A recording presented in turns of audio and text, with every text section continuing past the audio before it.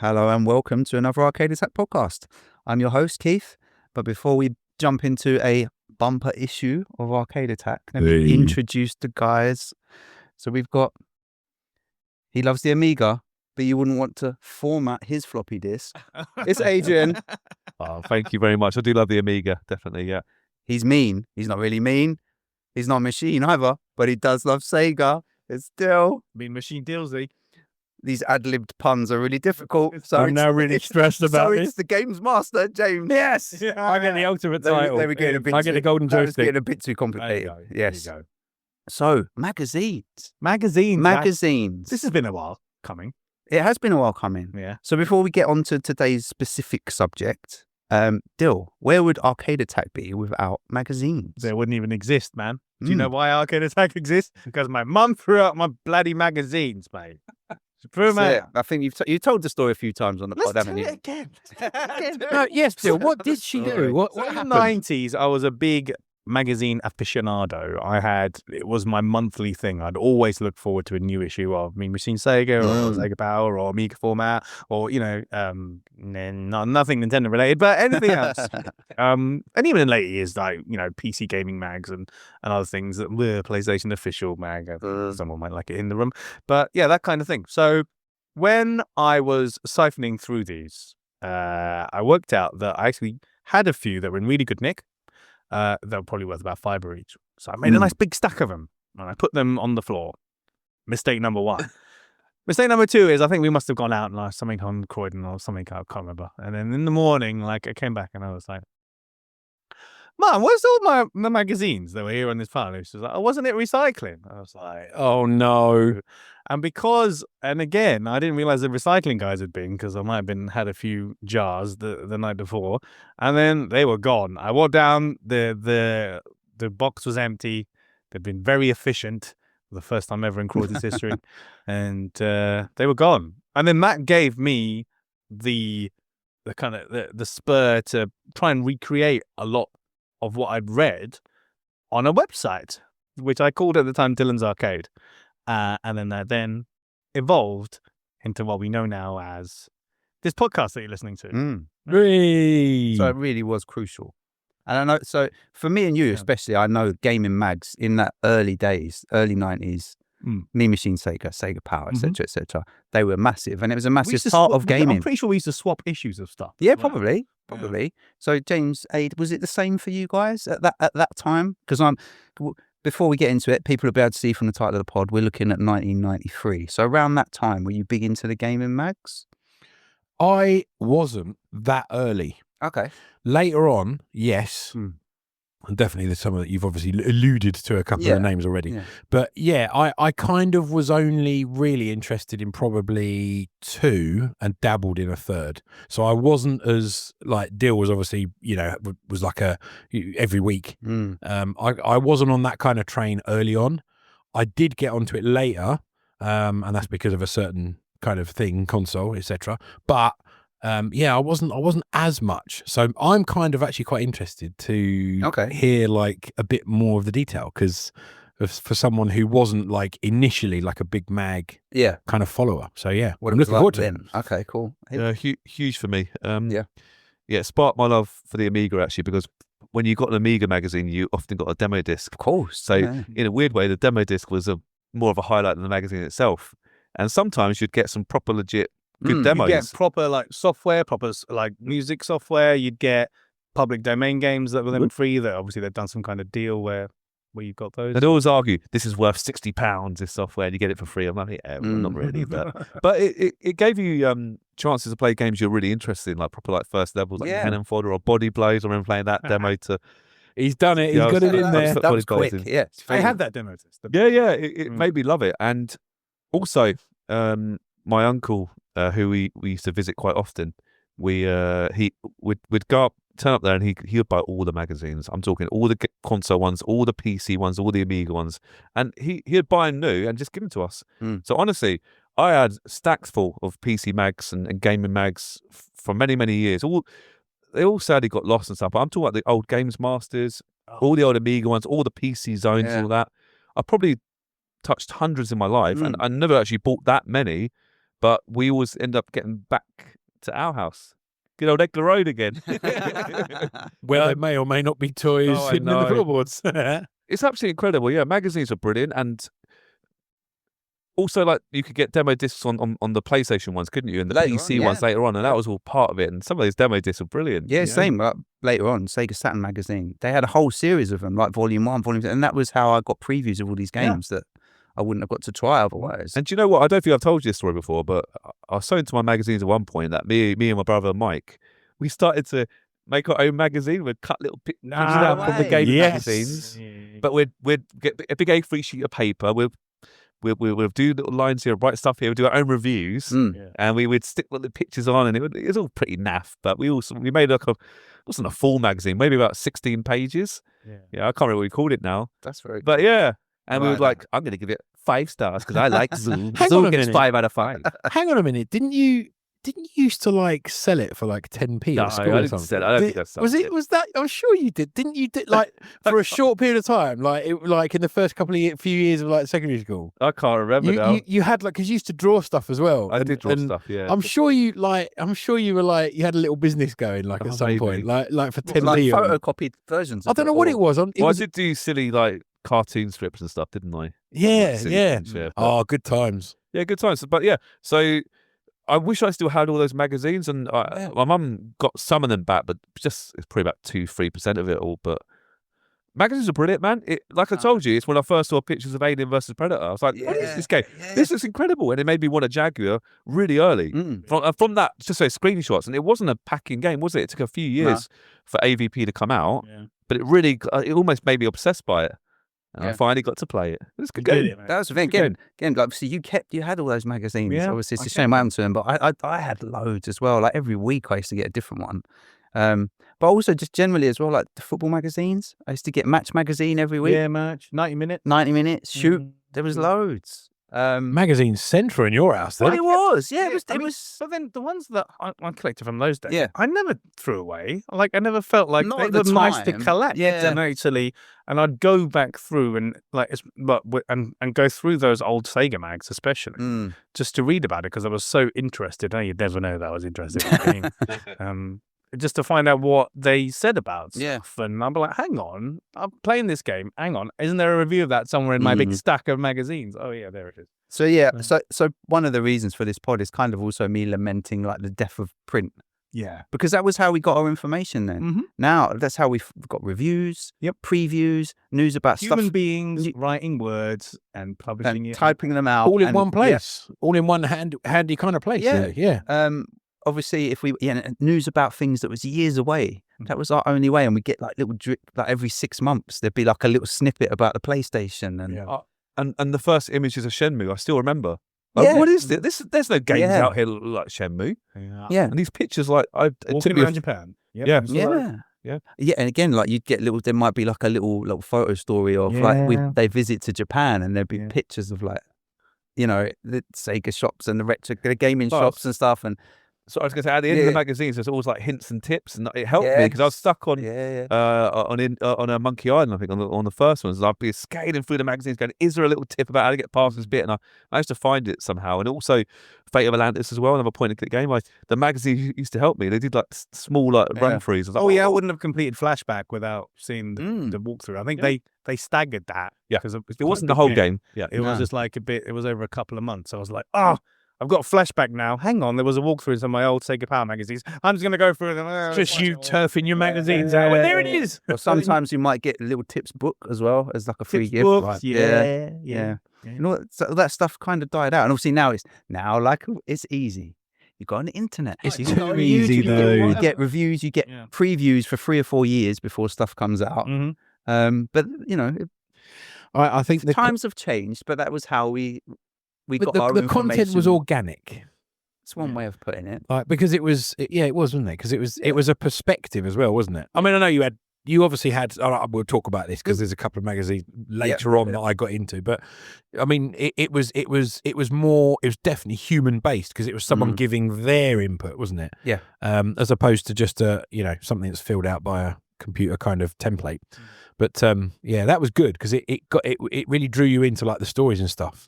So, I mean, I don't know what the early 90s magazines were like because I weren't as much into them, but 95 onwards was definitely. But we'll give you a flavour.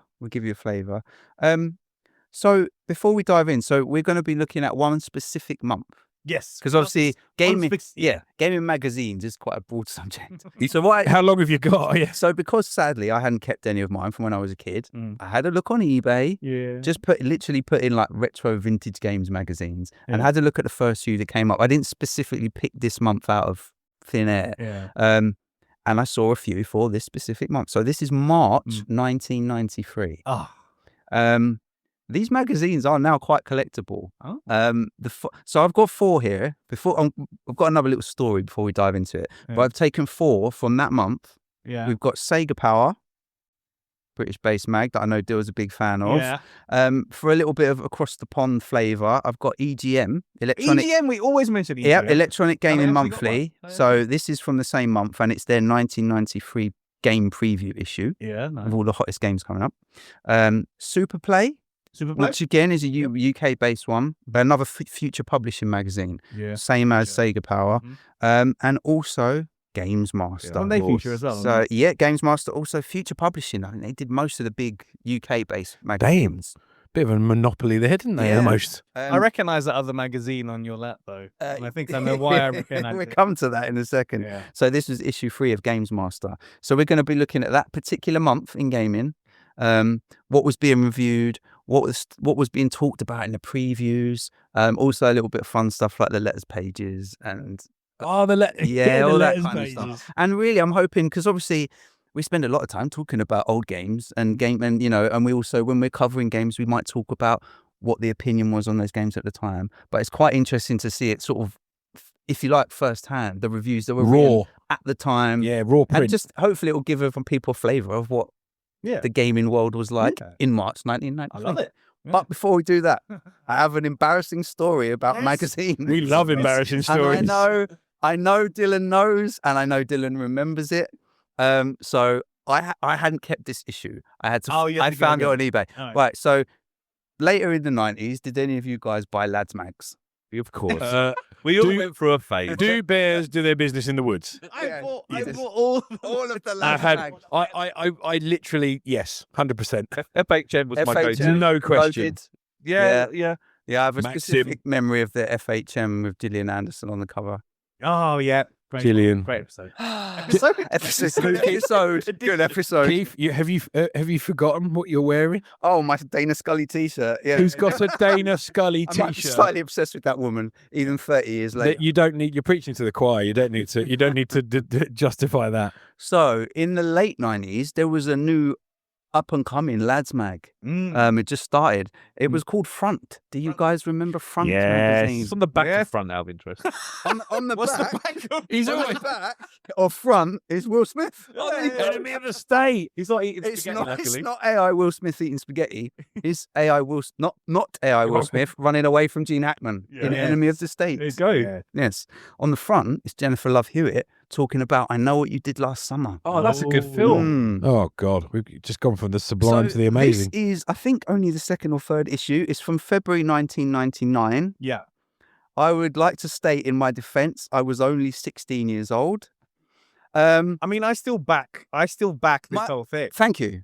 Yeah. So I thought you were well within your rights. What's within my rights? You've built this up. I can't wait for this. I haven't heard this. Apparently, no one had heard this. I told my wife, and she nearly wet herself laughing. Here we go. So apparently, in February 1999, young Keith was slightly enamoured with Kate Winslet. As was a young Dill. And again, why not? All right, and obviously, Lads Mags in the 90s, they're a bit weird and not necessarily always politically correct. No, I think and they had a column or like a little part of their letters page called Buff or Duff. So basically going for all the things that were hot or not at any given time. Okay, yeah. And they had the cheek to make disparaging comments about Kate Winslet. No, they wouldn't. Now, 16-year-old Keith felt strongly enough. Yes. This lit the touch paper, did it? This was when Keith was at his militant best, and then the world slowly bashed it out of him. He felt strongly enough to write a letter to Front Magazine. Yep. To be published on their letters page. in defense no. of Miss Kate Winslet. And so, I backed it. I backed And it. yeah, so Dill remembers this, and obviously maybe a month later we rushed out to buy the new issue of Front Magazine, probably from the newsagents like opposite John Ruskin College. Yep. And we found my letter in there. It's not there, is it? Yeah. So Let's hear it. I'll read it as my best sort of 16-year-old Keith. And then Dill, do you just want to read the brief? I definitely The brief will. response. Thank you for putting me right with shit. We've got to take a picture of this as well, can't we? Yeah, we can. We'll get this. You We'll get can't this take for a picture of most of this magazine. There's a lot of nipples. in No, it. no, we're simply going to take a picture of you reading said magazine, but not the content inside. So obviously on the letters page, they give each letter a little title. And this one says, "You Winslet son, ... I'm not going to do a silly voice. It's just me. Just do you. Dear Front, I was mightily impressed by your splendid lifestyle publication and stunned by the godlike Lemmy's alcohol tolerance. However, I was distressed upon reading the Buff or Duff column in issue 2. You dismissed the sex goddess that is Kate Winslet as a porker. True, Titanic is a shite film, but Miss Winslet's curves and unrivaled beauty surely merit more than the description you gave her. Keith Barlow, Croydon." I back no. that 100%, by the way. I think she's still lovely. Yeah, and she she was did look gorgeous quite in the nice suit. to Titanic.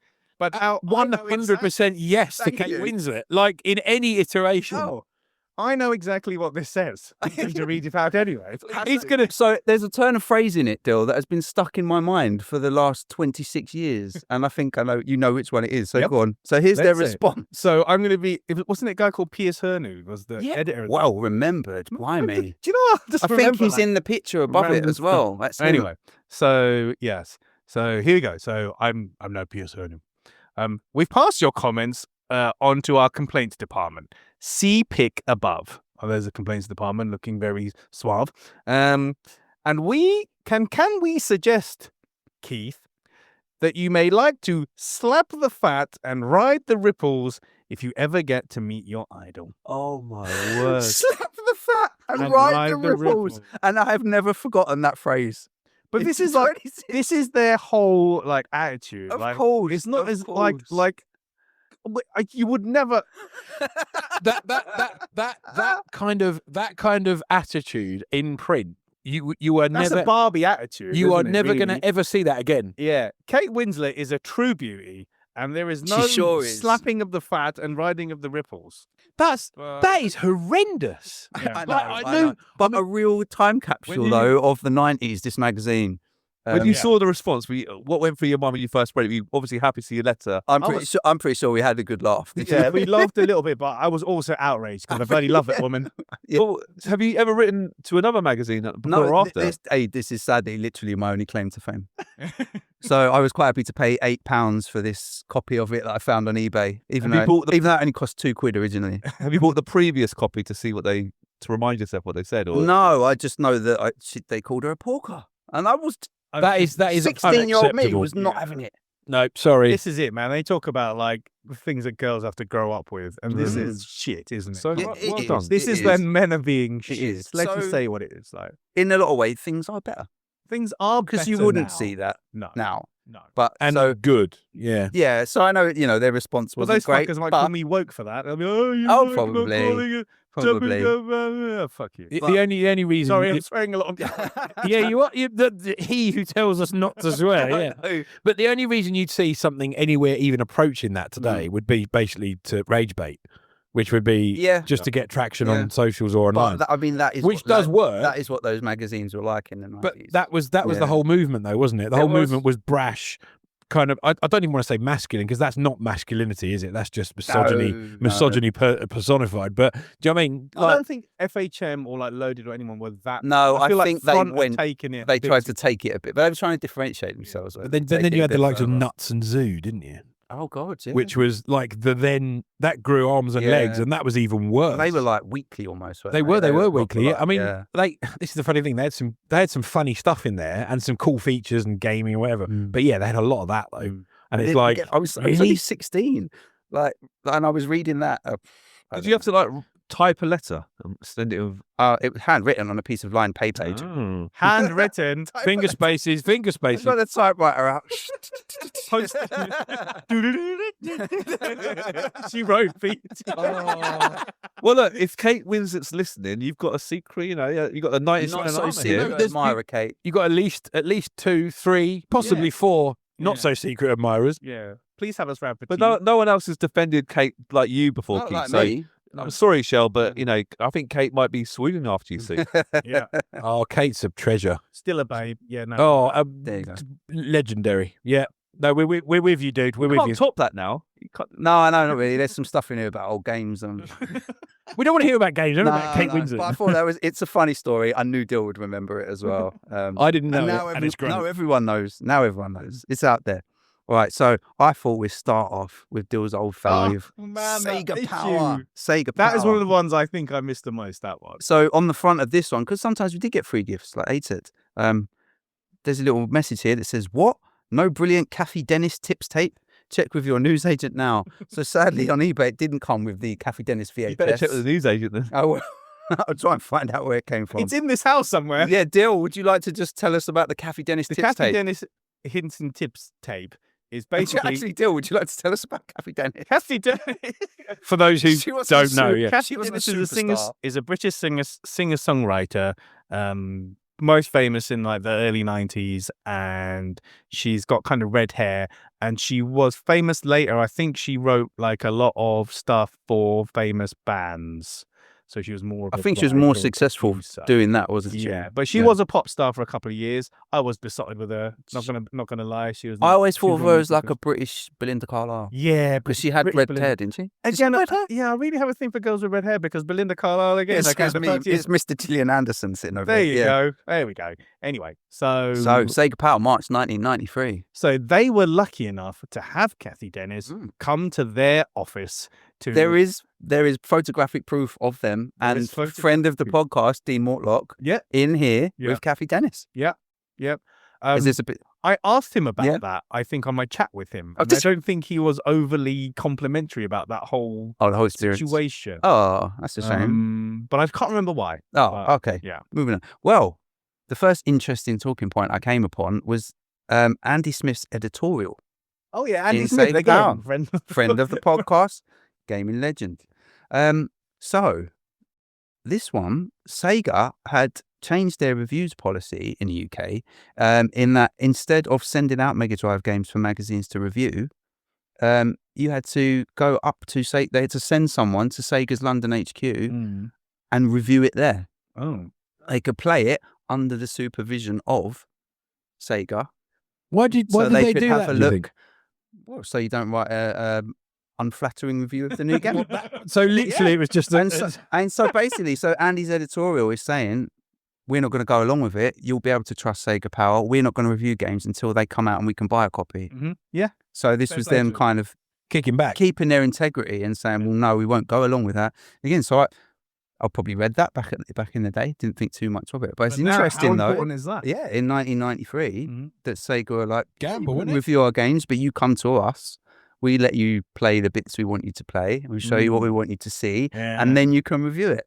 Shocking from Sega. It's terrible, isn't it? Yeah, that's not great, is it? Like hand picking the bits that you. But we let's want say you about to Rise see. of the Robots about it. Says the man who's read the actually book. likes Rise of the- Read the book on the pod. Yeah. Yeah. Yeah, so they basically said the only way that you'd be able to review any up-and-coming titles was by travelling to Sega's London HQ and reviewing the games on the spot. So they're not going to do it. So they're saying this is the only place where we'll spend as long as we want with a cart until we're sure we can give an accurate and fair mark. Remember, not all magazines do this, so bear that in mind when you read a review of a game that's not due out for months. Yeah. That's it, isn't it? That is the thing. Like, but we read loads of those reviews. And yet those kinds of things probably still happen. You know? I don't doubt it for a minute. Actually, now you've opened that can of worms. Oh yeah. I thought that was super interesting because as a kid I wouldn't really have paid much attention to that, but now you go, okay. It's definitely I was say a turning point. I mean, but it's bold though, like really bold, isn't it? But I suppose then if you're confident in kind of your target market, and you tell them and you say to them, look, we're going to give you the proper meat on the bones review, as opposed to like some hand-picked corporate, stuff, then I suppose that resonated. No, it's interesting to kind of wonder why March 1990, or why at least sort of the beginning of 93 had Sega taken that decision. Had there been like a bad run? That's what I was wondering. Why did they poorly reviewed games that must come have out? been, and that was if they were poor games, that was in the midst of the whole console wars, like SNES. Real. Well, this is it. The SNES was really on the rise then, wasn't it? So yeah, I'm thinking they probably were a bit like, oh, we could not really do with any more bad PR right now, which is bad for. But then that is bad PR, isn't it? You've got to have, you've got to have, and that's good. Bless Andy. I mean, I didn't actually chat. I've only done a text interview with Andy. Yeah. But I only asked certain questions. But I think he's on. I think Paul had him on the Maximum Power Up podcast. I think he has. He has. So if anyone's listening to this, they want to check out some old episodes of the Maximum Power Up podcast, then I think they're on there. Cool. What was on the front cover, Keith? On the front cover, it says goal. Is Super Kickoff the ultimate in Mega Drive football games? Ooh. Well, we all know the answer to that, and we will be coming on to it shortly.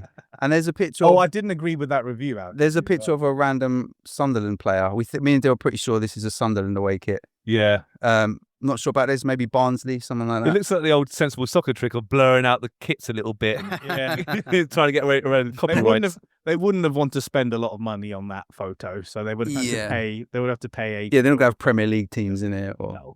And there's also a big thing about their new competition to win a complete satellite system. Satellite? With free sport and movies for a year. That would have been good for me because I didn't have a satellite system at the time. No, exactly. So that would have been pretty Did you try and win it?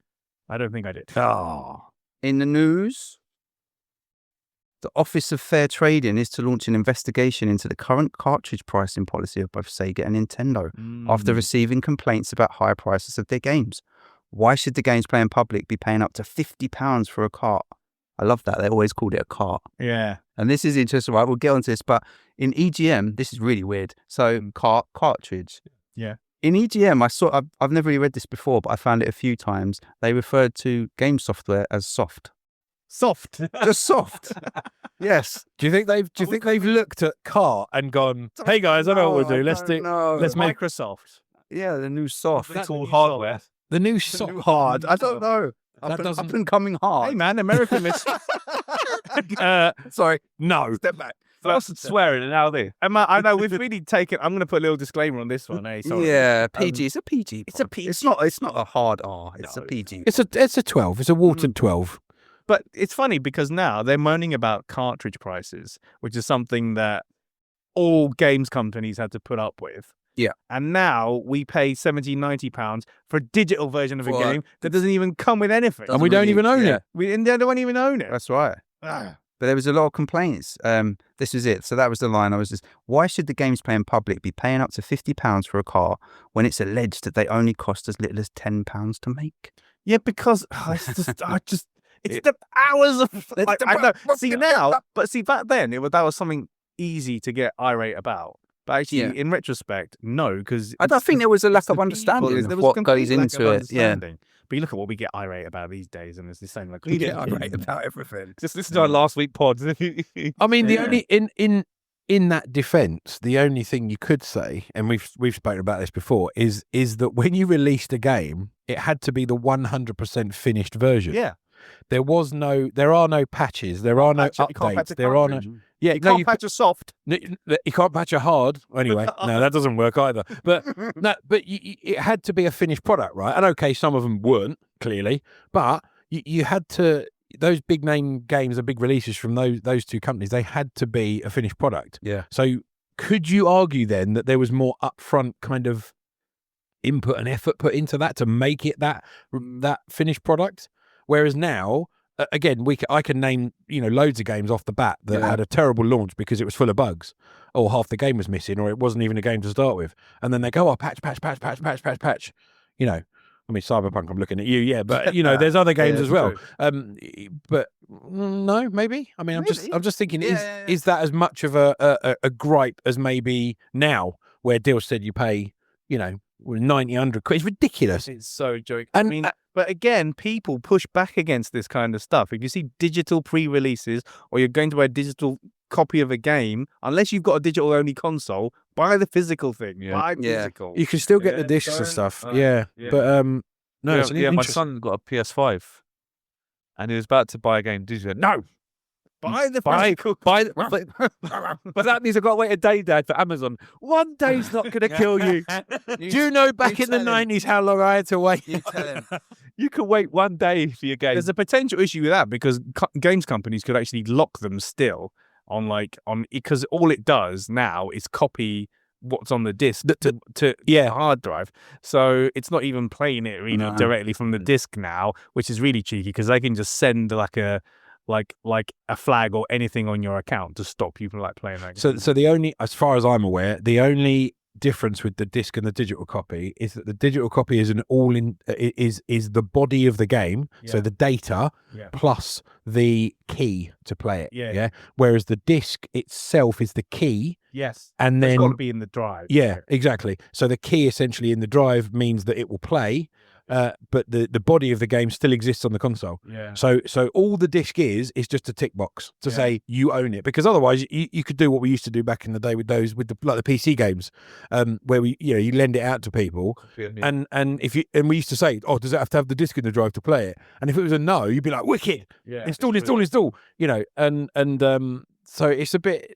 I mean, even if you have the disc, do you own the game? Part way to kind of you own the key. Yeah, I suppose, but you got to do something. But I think then as well, it was when they say, "Oh, it only costs a few," but they're literally talking about how much a cartridge costs to make, not how much the game takes to develop. Exactly, not like the years sometimes those games took to make. No, that's fair enough. That's fair enough. But there was going to be an investigation, whether it actually happened, by the Office of Fair Trading. They're going to look into it.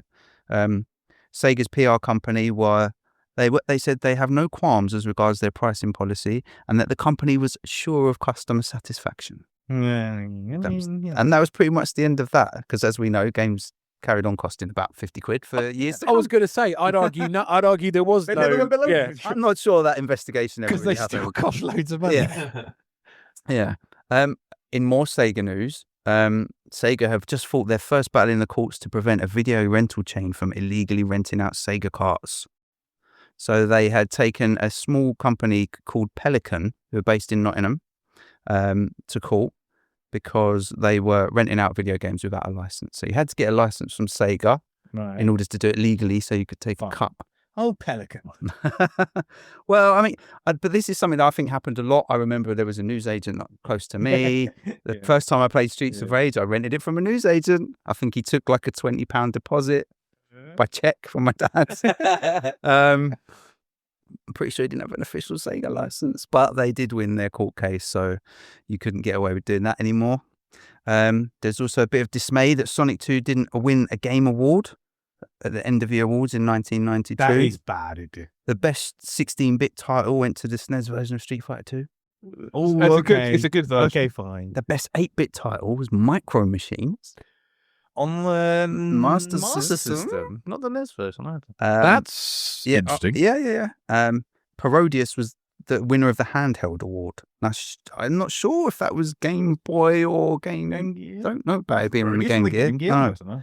Further shocks followed, with the Sports Game of the Year title going to Nintendo again for Super Tennis. I do not like Super Tennis. And they quite rightly point out, what about John Madden 93, eh? Yeah, I know. Come on, guys. Super Tennis. Super Tennis. Which was this was the annual Video and Computer Games Trade Awards. So they're UK-based ones. Funny story, right? Super Tennis is really boring. Super Tennis was one of the first games I reviewed for Arcade Attack on the site, and it got ranked like the first page of Google. Do you remember me saying? Oh, yes. Yeah, I do. Is it still there? Do you know what? I'm going to defend Super Tennis, actually. I quite like that game. It's average, it's right? playable. And it's playable, it's but not even the best tennis 16-bit game. It's kind of fun for a short period of time, but it gets. I think it Smash gets. Court Tennis is better. I think it gets boring pretty quick, Smash though. Court is better. Yeah. Don't talk about Anna Kournikova, mate. No, here we go. The scar's still there. The scar's still there. Okay, so I've got a bit of... It would have been exciting at the time, but sad news because it never happened. This year, Sega is set to open a number of very large entertainment centres around the UK, following on from the success of similarly styled centres in Japan. The first should open in Bournemouth around Easter time. Any Bournemouth listeners, please tell us if this first one actually opened. Oh, yeah. Basically, it was going to be all the latest coin-ops, shops, laser game arenas, restaurants, children's play areas, and just in case you feel like a bit of mental stimulation, even educational facilities. Playing R360, stuffing chips down your neck and reading Kafka all at the same time. Sounds like a barrel of laughs, eh? They were planning to open further ones in London, Lakeside, and more across the country as the year went on. They planned half a dozen or so to start with, and it was part of Sega's plan to get away from the traditional dark and dingy arcade by improving overall lighting quality, providing alternative eating and educational facilities. I don't know if any of these happened. It says the Bournemouth one was going to cost about £3 million. But I don't think it ever happened. Wow. Why Bournemouth, they had though? Nothing against Bournemouth. Seaside, probably loads of arcades there. Surely London. I know they had the Chocodera, didn't they? The Sega. You got there was a Sega World, wasn't there, in the Chocodera? Sega That World was a bit Croydon. later on, and Sega World Croydon. But they were obviously much smaller scale. Like Sega World was inside Debenhams, but these were like multi-million. Yeah. I mean, it makes sense for complexes. somewhere like Bournemouth, though, because it's like you think of classic seaside town, you think of like amusements, Oh yeah, games, Also, arcades. though, there's then loads of other places you can play games. Yeah. So maybe you pick somewhere that was. It'd be less. interesting to why maybe they just went. Don't know. This is just a little funny story for Dean, really. He probably doesn't listen every month or every week. But on the page where you get a little intro to each of the members of the staff, and they might ask them a random question each month. Yeah. So this month, they were asked about which famous babe they fancied. Famous babe. All right. And would you like to hear Dean Mortlock's response? What did Dean Let's see if Mortlock Dean say? remembers this. Believe it or not, the woman I most crave a passionate kiss with would have to be Whoopi Goldberg. Ooh. The rest of the team don't fancy her much, but I reckon she's just dreamy. Oh, Like the man said, it just wouldn't be right if we all liked the same things now, would it? I love it. There's no accounting for taste and so on, the rest of the Sega Power crew. Yeah, give me Whoopi and I'd be well happy for the rest of the year. Shame it's only a dream. Sniff. Oh, Poor nice. Dean, we can still. Is Whoopi still alive? Yeah. I think so. We can make that happen. So. Yeah. We use all our power and influence. Yeah. So I just thought that was a little. So therefore, Whoopi, if you're listening, Listen. Or maybe Kate Winslet knows Whoopi Goldberg. Yeah, there you She's go. listening. Maybe Kate 2 for 1. Maybe Kate could put us in touch. Yes, 2 for 1. Reviews. Oh, this is Reviews. Right now, So, we're getting what was yourself comfortable. The lads. headline review from March 1993 of Sega Power issue 40 I know what was they gave that game as well. Super Kickoff. Dill, can you remember what they gave the game? 90%. 90%. ridiculous. Why is it? I was livid when I actually played that game. Why is it ridiculous? So is that the console version of Kickoff? Is that what it is? It's the Mega Drive version. no. of Super. Yeah. I've only played the Amiga version, and I'm not a fan of Kickoff. I know it's okay on the Amiga, but it's okay. That's it. It's okay. Okay. Exactly. It's mediocre. Yeah. The only thing in defense of this I can think is there weren't many good Mega Drive No, football games. this This is pre-FIFA. My primary school mate, who was very led by these kind of reviews of Yeah. Seattle, bought pretty much anything when it came out. So we played Super Kickoff. FIFA wasn't on the Mega Drive at the time. Nope. And Sensi hadn't been ported. Nope. So when we played it, I was like, oh, okay, this is fine. And then when I played FIFA, I was like, that's what I'm talking Yeah. about. And then when I played Sensible Soccer, I was like, that's what I'm talking about. And then when you played Dino Dinny's football, you said, Get in the bin. Dino, Dini. And the thing, so Dill will remember well on the reviews page in Sega Power, they get a little arrow, and the up arrow in red, it gives you all the plus points, all the pros, I like and that. there'd be a little down. nice, There'd be a nice. little down arrow with the cons. yeah. What can you tell me, just looking at the arrow, James, about that? Can you see any? There's no down arrow. There's no cons. It's perfect then. There are no cons to There's this nothing game. at all. Oh my What? word. they So I'll haven't list the conned pros this for you. game. Pros: the best footy sim on the 16-bit, tons of options, more realistic than most, good computer opponents, atmospheric sound, great multiplayer tournaments, good functional graphics. Good. That's what you want. I'll go, oh yeah, look at them. Functional Those graphics are functional. I don't think you use the word functional when describing anything positive. Very fast. So, Save game option, replay function. Yeah. And Sega Power said, frustration level, they always used to give a rating for that, low, medium, or high. They've got it as high. This perfect game, as high. Sega Power says, you wanted a decent football game, and by Jove, you've got one. A lot of patience is needed to get Who used to... reviewed this game? Can you just find the name of One the reviewer, please? second. Well, I don't remember who reviewed it. Please hold. Dean? Oh no, Dean, you don't even like football. Don't even like football, Dean. You wanted a decent He's football phoned that game, in. and by Jove, you've got one. A lot of patience is needed to get used to controlling the players, but it's more than worth the effort. He doesn't even like football. Last couple of paragraphs. This is as good a conversion as anybody could expect. The player sprites are both larger and better animated than they were in Kickoff, yet thankfully the speed of the game doesn't suffer as a result. Okay, not everyone's going to like Super Kickoff. The tricky playing style is likely to put a few people off, but believe me, it's worth persevering with. Underneath, there's a cracking footy sim. I mean, Kickoff fans will agree with that. yeah, there is some. Dave Perry will agree with that. Yeah. He loves Kickoff. But it just bounces, the ball just bounces off you. And I'm like, what? It bounces off you, but not in like a satisfying way. And the graphics, it kind of goes high, doesn't it? And lower. Yeah. And then, So they give it the Sega Power Gold Factor Award that they give for highly rated games. No. I remember reading that and then obviously playing the game, and I'll be like, that was when I started having question marks about Sega Power. Yeah. Because of Super And Kickoff. having question marks about this whole thing. Yeah. So yeah, US Gold, of course, did the Yeah. yeah I mean, they don't. $39.99 of your English pounds. US Gold aren't top of my hit list. Don't worry. No, they're not at the top of the list. Oh, hello. Oh, hello. Wait. We do it. The next review, March 1993. It's a sequel Yeah. to a beat 'em up game by Flying Edge. It's called Double Dragon 3. Yeah. On the Mega Drive. Oh, This was come on. This was not planned. It was reviewed The in Mega March Drive. 1993. I've only played the illegal version, to be fair. You love it, don't you, Aid? You love Double Why? Dragon 3. I do. I've explained on the pod. I know, I have a yeah. large I know, love for it. But yeah, here we are. So this is a review of the Mega Drive version. I know what they gave that as well. I Daryl? reckon, Go on. from my eidetic memory, which I don't have, 37%. Close, 31%. Which one kind of looks a bit like Okay, yeah. What I'll are let the you plus have points that. at least? There must be a So few. on this one, as you can see, the white arrow for cons. is Oh, the slightly white larger. arrows of doom. There's more. So pros, easy to get to grips with. yeah. Unlike Super Kickoff. Lots of enemies to pulverize. That's true. There is. So they've cheated here, right? Because there are 4 pros, yeah? So they were the first 2. The third one is more fun in 2-player mode, ... The fourth one is ... but only just. So What? So they basically milked just one. 2 points out of 1 there. Yeah. So cons, the game is dull, far too easy to complete, graphics are unimaginative, enemies are incredibly stupid, bosses are pretty thick too, poor sound effects. I think they're just being nice. Sega Power says a terminally dull beat 'em up that's far too easy to finish in 1-player mode and not much better with 2 players, even though they put it as a pro. Yeah. Far too expensive for what it is, a real rip-off. Yeah. Yeah. They're quite harsh on it as well, actually. I started playing Double Dragon 3 when Coronation Street finished and had already completed it before News at 10 started less than 2 hours later. That meant it took me 120 minutes to play the cart from start to finish, which is an absolute disgrace. I do remember it was quite easy. Me and my brothers did smash through the game Yeah. we got right to the end, to the final boss, I think.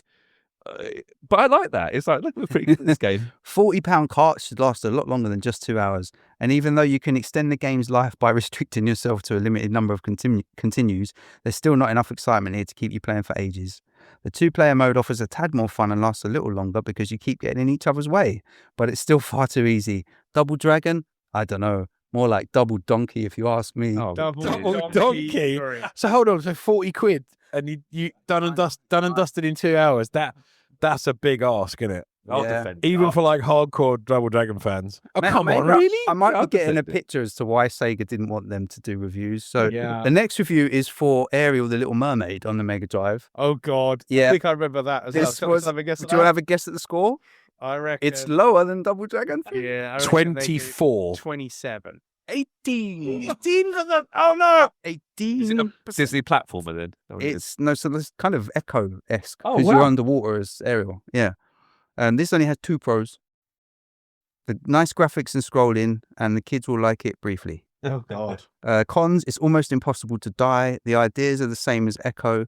It's so boring. Too easy for any lasting appeal. Control response is sluggish. Worst Disney license ever. Criminal waste of money. Did I mention it's boring? I love when they put in the pros. They'll always put like a backhander though. It's like kids will like it briefly, but Yeah. only a little bit. Yeah. Alternatives. Echo. Sega Power says Total Yawnsville. This is the most boring game I've ever played. Yawnsville. That's To quote an expert Sega player, a definite step backwards for Sega game players. Complete garbage. Complete garbage. they got old back. Maybe, do they? maybe it was just Sega Power that was banned from maybe.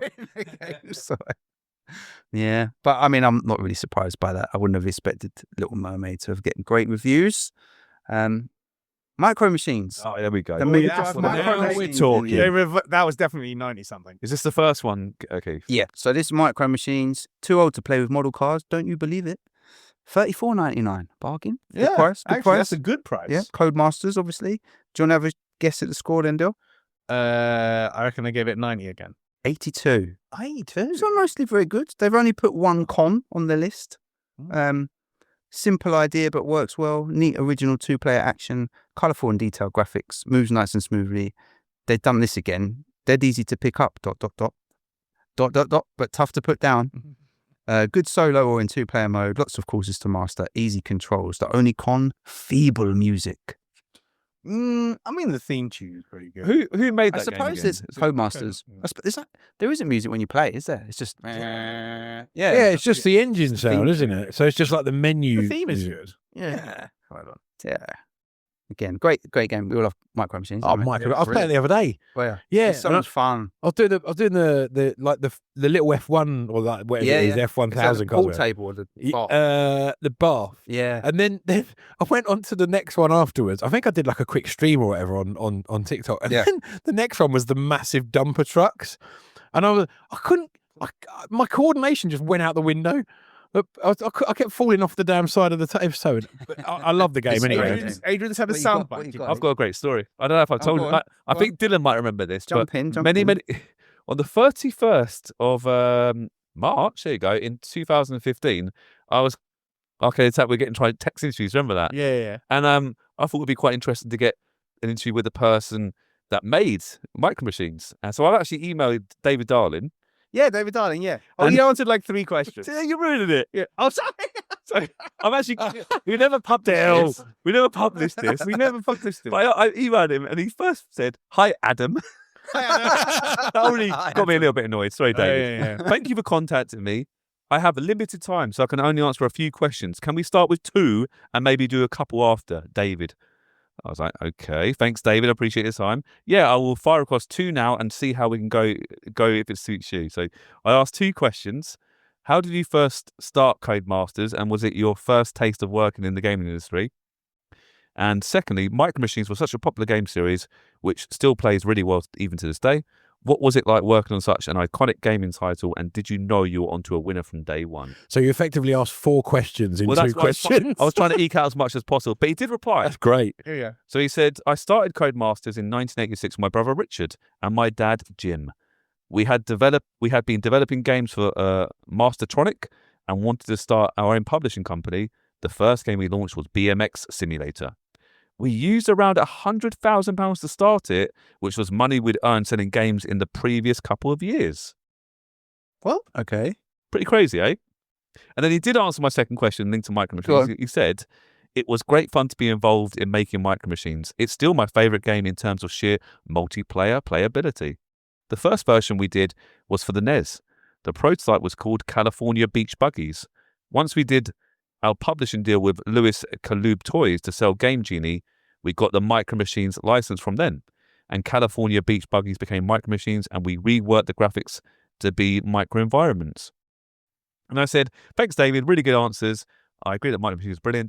Could I be cheeky and fire across 3 more additional questions? Yeah? No. And I asked 3 other questions, and he never replied. And I was like, please answer my question. No.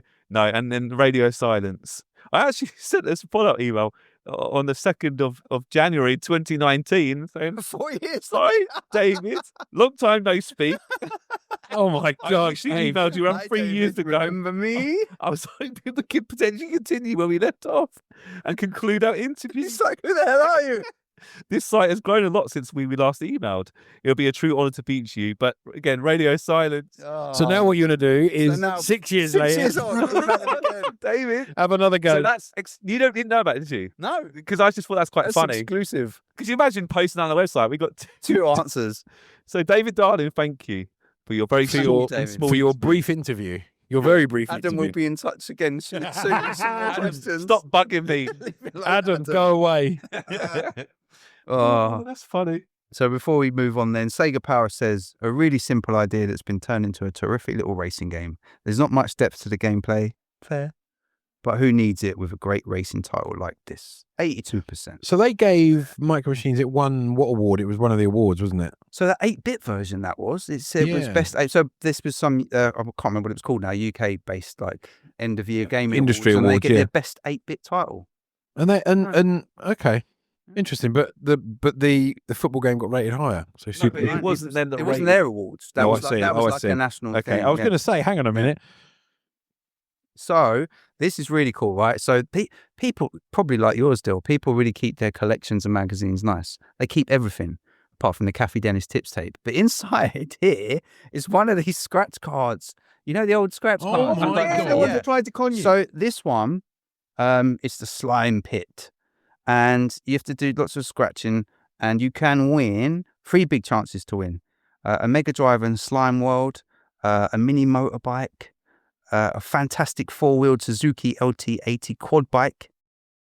Sounds good. Except, didn't every card win? yeah, you have to and- You had to register and and they ended up some kind of So does leading up the anyone want to have guard. a go? Has anyone got a coin handy? Yes, coin. You have to there's questions on it. You have to answer, or has anyone got like a long nail? Yeah, They I have could to- probably get away yeah. with it. Hang on, no, I've got a coin. Oh, Hang on. Dill's got some dinosaur cash. So there's 3. Just open my wallet. Just open my wallet. There you go. Put your masks on, lads. There's 20 of your finest English pens there. Good. Who wants to do it? One of you. All right, I'll so give it a go. I'll There's give it a 3 go. different sections, James, and each one has a I want that 20p back. there's by a the way. question, a really difficult question you have to answer. Can you ask the question Yeah, first? so read the Right. question out loud. I haven't looked too closely at it, so we'll. Oh my God, this is really small. Oh. Okay, so there's. So what's that top one there? I can't even read that. All I can see is Jason Priestley's granddad was a circus acrobat. What is that? Okay, so what is that the question? I think the top one's true or false. Oh, okay, right. Sorry. Yes, I see now. Adrian's giving me some light over here. Go on. Fantastic. So Jason Priestley's granddad was a circus acrobat. True or false? Is it? What do we think? Why wouldn't it be? Yeah, true. Go on. It's one of those. It's one of Why those. wouldn't it be? It's one of those very strange questions that it's too good to be true. What do we think? Yeah, put true. Shall we go true? Go for it. Yeah, I don't think we can actually win the prizes, James. It's only 32 years ago. Ah, it's not scratching. Oh, this is podcast gold, isn't it? This is gold, given the Working. fact that it's not Don't actually do it on working. your phone screen in case you. No, it's all right. I've got a script. Oh, okay. Oh yes, hang on. There's a tick. We won. Yeah. All right. Yeah, we got it What right. do you do next? What are we going to do next? So, is the statement below true or false? If you pick the right answer, make your way to the treasure chest by uncovering one panel at a time, choosing your direction from the arrows. Okay, what's the question? Beware, if you uncover a spooky skull, Oh no. you're out of the game. If you So make you it, have to pick a route by yes, scratching off the little. you do, Okay. yeah. That's quite clear. So you start off with the true and false, and that Okay. starts you off, you see. What's the question? So, a cucumber is a root vegetable. Yes, true. Cucumbers grow under the ground. Okay. You are saying no, right? Yeah. Is false. There's an X in the true. So actually, we can't then go any further. We would have lost that So- one. He put true. Why did you do I'm that? only joking. We were joking. A cucumber's a fruit. It No, doesn't no, matter, it is. We can't win. No, we can't win Don't it, though, worry. can we? We can't win. This pod is over. Game over. I love how we're doing this because we think we can win a quad bike. I want to win a quad bike. Just do 30 the last years one ago. for a laugh. What was So, the question on the last? I'm going to move on to the last one. Now, serious answers only. Garfield is a rabbit. Yeah, obvious. False. Come on, let's.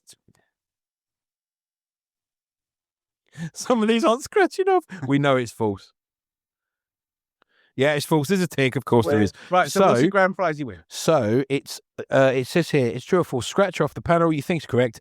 If you get it right, you can uncover the 4 eyes on the slime creature. Oh, go on then. If you got 2 matching letters, you've won a prize. So here we go. So you've answered the questions. You've done everything right. Yep. You now just need 2 matching letters, and you can get probably a quad bike from 1993. It might have rusted a little bit. Have we got? We have. Oh, hang on a minute. I've got a P. Oh, I've just been for one. That's fine. Oh, I've got a V. We've got to fill in the P and a blank. V. We've got to fill in the time. What it's doing. I can't see it. Can you make that out? Can you make that out there? I've got a P and a couple of other letters. No, I can't see that. I can't see. Is there 2 matching? Is there 2? I'm going to say we probably didn't win the quad bike. Oh, well, But there you go. That was fun. I'm so sure even if we got everything right, excellent listening. wow. They didn't even bother doing the scratch card. No, but still, there you go. We've done it now, so we've ruined the value of this magazine. and we would have failed anyway because even if we got them all right, it wouldn't have mattered. We wouldn't have won the quad bike. But never mind. It's too late. One can dream. It's still, what was the end date? I don't know. I can't find it now. I'm too busy. On to the next. On to the next one. So, we're on to the letters page. Yes. Which you are the king. This is a tips. So this is where people would write in asking for tips. 4 tips. Please help. I need help with this. This one I just marked because I thought it was really sweet. Sonic the Hedgehog. And they give you the review score. So Sonic the Hedgehog got 97% in Sega Power issue 22. My husband and I are Sega Mega Drive addicts, even though we are both over 60 years old. See, we have had Sonic for 2 months and enjoy it tremendously, but it gets frustrating when we have to keep returning to the very beginning every time we are nearing the brain zone. Scrap brain zone? Scrap brain zone. Yeah. Through reading Sega Power, I understand there is a code we can use as a shortcut. We look forward to receiving your magazine every month. It's really the highlight of our month. Oh, please help if you can and keep us sane as our time is precious. I mean, I hate to say how this was done over just over 30 years ago, and they're already in their 60s. I mean, well, Patricia Crowther from Sheffield, if you're listening, if you're listening from up there, so they responded. I promised myself that I'd stop printing the level select cheat for Sonic the Hedgehog, but this plea for help was so touching that I just had to print it one more time. So anyone who doesn't already know this, on the title screen, when Sonic is wagging his finger, press up, down, left, right, and A and start together. It's tricky at first, but believe me, it can be done. This will then take you to a level select screen where you can choose which level you want to start from. There you go. And everybody thinks all our readers are only 15. There you go. I thought that was sweet. Lovely. I had to mark that. Oh, bless it, no. That's the bit. Is that the index? Sorry. This bit is called the hard line, and it's where they have like mini review on what they gave games I love out that bit. for. I used to obsess over that. So yeah, they called it the hard line. Got a Sega system, then get this, with the lowdown on almost 500 games and a shipload of add-ons. Ask yourself, can you really afford to ignore this month's totally explosive hard line?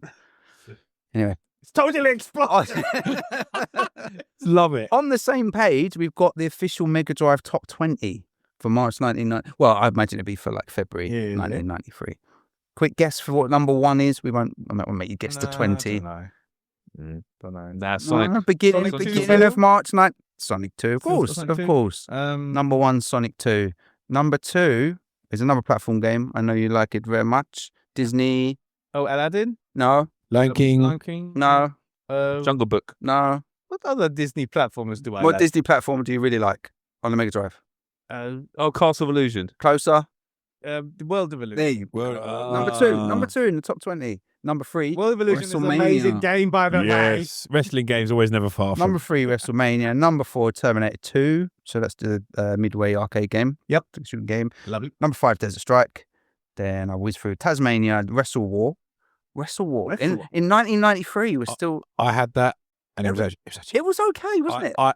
It was better than I Is that kind a of. really big sprite? Yeah. Yeah. Oh. I got it for like a birthday or something, and I was like, oh. And then I played it. Like, yeah. Again, they print which issue you can find their review in and the score. That is by far the lowest rated game on here. Yeah. 55%. I liked it. Highlights from this top 20: NHL 93, Madden 93, Shadow Dancer. The game was like a 3-year-old game by this point. Lotus Turbo Challenge, eh? No, I mean, I still play it all the time. So Thunder Force 4, Thunder Force 4, Thunder Force 4, European Club Soccer. Yeah. That is why Super Kickoff got so, because of European Club Soccer and World Cup Italia 90. Super Thunderblade. Super Thunderblade. Dick Tracy. That's actually all right. Have you played that? No, I didn't really like it. Okay. And Alex Kidd in the Enchanted Castle. Not the best. So we're nearing the end of Sega Power for this month. This made me laugh. So you've got small ads. Again, things that have died out. Now you've got Facebook Marketplace and Craigslist and stuff. You just don't get that kind of stuff anymore, do you? So you could fill in a little small ad and send it to Sega Power in Bath. This one just made me laugh, right? It says people like for sale, or I want this on this. This one, for £4, I will swap your unwanted Mega Drive games for different ones. Nice. And a phone number. That's it. 4 different ones. That's Wow. it. Just different But ones. that's it, because if you just wanted a different game, you didn't really know what you were doing. You'd be like, Mummy, can I send it with a £4 and I guess So they send off like World of Illusion and then get back like Wrestle Wars. Super Thunderblade. Wait, I won't have you talk about it. It just made me laugh. Mum, I got a different game. Everyone else is You sound like Norman from... Oh, no, what's it? Norman's mum from Fireman Sam. I love Fireman Sam. But everyone else is like Mega Drive with 2 control pads and top 10 games. Blah, blah, blah, nearest offer. Blah, blah. But that one, yeah, for £4, I will swap your unwanted games for different ones. Nice. And a phone number. That's it. Try ring the number now. See if you've got... Yes. Come on. It's 021. I don't think it will work. What's the name? What's the name on the ad? There's no name. What's their name? It's literally that sentence. Because and we a could have phone said, number. if you're listening, are you still swapping out games for £4? Yeah. Let me see. Would you take this deal? I will swap my Master System version of Olympic Gold for Lemmings. Oh. Wow. Lemmings is way better than Olympic Gold. Middlesex area only. So I wouldn't swap it with you anyway. That's true. But some of those swaps and things were quite interesting. And I was quite tempted, but my parents didn't let me do stuff. So. I wouldn't have been allowed. There's actually a pen pals bit here as well. This made me laugh so hard. All right. Hi, I'm a crazy female looking for male pen pals aged 16 or over. Whatever your tastes. I love music and meeting people. Write to me at the following address. I don't think that's a female. I don't think that's No, and I'm a crazy female. my suspicion is, why would you put I'm crazy? Would you write female as well? No, I mean, more fool anyone who didn't apply for that, and that was a crazy female, and that she's now married to a really crazy guy, and they're having a great time. Maybe I'm a wild and crazy guy. I don't know. It's kind of you view these things through a different lens now, and now we just tend to think the worst of stuff. We're because so I read cynical. this one now, and I'm like, who let their kid write this? Yeah. Boy, age 9, into Sega and sport, loves writing and getting letters. Please write too. And it's perfectly innocent, but you think now, you can't do that. Oh, you can't do that now. No, Can't do that now. He'd be getting letters like he don't want to be getting Yeah. letters. Yeah. But it's cool. It's some of it's cool stuff. One, the Ultimate Games fanzine. Send large self-addressed envelope and 50p coin to Gaza in Stevenage. Or Gaza or Adrian with his fanzine. Yeah. How much do you want for that? 50p though, that's a steep. I would rather pay 10p. Loads of there's all reviews though. That's it. That's all. Sega Power letters page. This one made me laugh because people were still moaning about this. Dear Sega Power, I opted for Joe Montana 3 after reading your review of this game and the one of John Madden 93. I already own a copy of John Madden 92. We've had the game for 8 months and there's no doubt that the smoothness of the gameplay is superior to Montana 3. The reason I didn't buy Madden 93 is simply because I don't want to encourage Electronic Arts to keep rehashing a certain title no matter how good. Wow, and they're still doing So it fast to this forward a bit. day. They simply can't justify this sequel because the only new things I can see are cosmetic. Oh God, that's so on the They nose. give him the star letter as well. Yeah, and they that is basically a say star letter. they're all, and that was only Madden. That was only the third one. He was like, "This is they've just the already same. doing Why it. would I?" Yeah. How prophetic, should I say, is Prophetic. that? Yeah. Skin rehash anyway? Yeah. Yep. Still on the letters page. Again, it's of its time. So they in Sega Power when people send their art in, this is just to you. There was a bit called Dan's Crap Corner Oh yeah. where he would yeah, showcase the yeah, really yeah. bad pictures. Yeah. Or someone's written in and said, "Dear Sega Power, I've been reading your magazine. When I read the bit about Dan's Crap Corner, I became very upset because the drawings may have been done by children who are very young, or that might have been done by someone who is mentally retarded. I think this is What? I think this is unfair of Dan of this Dan person to poke fun at people who could have been trying their best and have taken the trouble to send them into your magazine. Dan replies, snigger, snigger. That was it. Oh, that cheeky Dan. Yeah. Cheeky Dan. Yeah. There, here, we got a poem from someone's mum. Which I Okay. thought was quite good. I guess I love the kind of lucky dip style of these letter sections. This is so cool. I love how the general public are interacting with engaging with magazines. yeah, exactly. And it's just, it's Exactly. really... Well, this is the equivalent of a comments page, except you had to go to it like I did with Front Magazine, write it out, go to the post box, put a stamp on it, put it in the post box. But yeah, this is someone's mum. And I thought it was quite good. She didn't get letter of the week or letter of the month, but she did get a little Sega Power badge. Oh, nice. So, Sonic has arrived at my house. Is it a hedgehog? Is it a mouse? There they sit with eyes transfixed while little Sonic does his tricks. The music drives me up the wall. Now he's like a little ball. He's leaping all around the screen, the fastest thing you've ever seen. I want to watch a music show, but they all plead, just one more go. I've seen no TV since he came. Where can I go to escape this game? Pamela Sears, Bristol. Amazing, Pamela Sears. Give yourself a round of applause, Pamela Sears. If you're listening. It's the most. Do you know what? It's the most 90s sounding poem. Oh, great, isn't it? It's just so sort of. Oh, that's great though. Has she ever got Sonic off her TV? That's what I don't know. The kids are still there playing. They replied, blooming wonderful stuff, Mrs. S. Have yourself a Sega Power enamel badge to look at while Sonic's up and running. And no, there's absolutely nowhere you can go to escape him. No. I thought that was good. And then we've got said art page with Dan's. Oh, they don't call it now. They call it Dan's experimental corner. So I'll just pass that around to you guys to have a little look at. There's 2 pages of it just while we I used to do get ready pictures to of move on Sonic to the like that. next one. So Oh no, Sonic versus Zool, top left corner. yeah, who's winning that fight? Eh? Do you think in that picture? Well, I think Zool's got the upper hand. Just Of course he has. No, it's really cool. Desert Strike, nice. There's mainly Sonic looking pretty cool, to be fair. There's Sonic holding a gun, one of them. What else we got on there? Let's have a look. There's Any standouts there for you? I was going to say I saw a bit of Tails there, which is interesting, and Tails actually sitting in a large lazy boy armchair reading Sega Power, funnily enough, which is quite a cool. And then you've got the T2 arcade game. That's cool. That's not bad, is it? I like that. That's really cool. like that Asterix one. I remember the Asterix one from when I had that magazine. Yeah, they're pretty. They'll be complimentary when it's pretty good artwork. Yeah. But, you know, I mean, there's a Sonic one on the bottom corner there that's kind of. Is that in the experimental corner? Maybe. But it's But actually it's an interpretation. So but it's actually right. prophetic because it's like Sonic. Sonic. It's Gotta true. go fast. I like the one next to it, which is Desert Strike, all one word. Sonic. Oh yeah. Desert Strike. The one next to is definitely Sonic. Yeah, Sonic. Sonic. Sonic. So that was Sega Power, March 1993. What do we enjoy that little? I know you would have enjoyed that little trip down memory lane. I loved it. Really enjoyed Oh, look it. what's on the back aid.